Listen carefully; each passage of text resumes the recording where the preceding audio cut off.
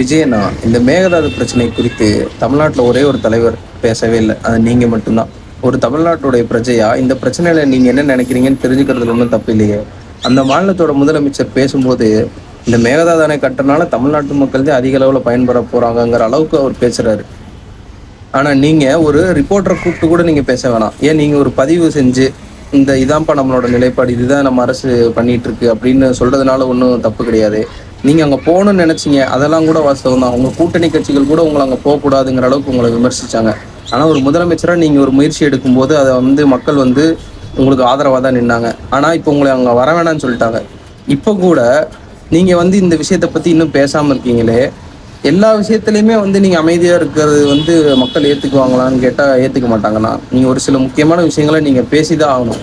நீங்க பத்திரிக்கையாளரை கூட சந்திக்க வேணாம். ஆனா நீங்க உங்களோட கருத்தை ஒரு வீடியோவா கூட பதிவு செஞ்சு போட்டிருக்கலாம்ல.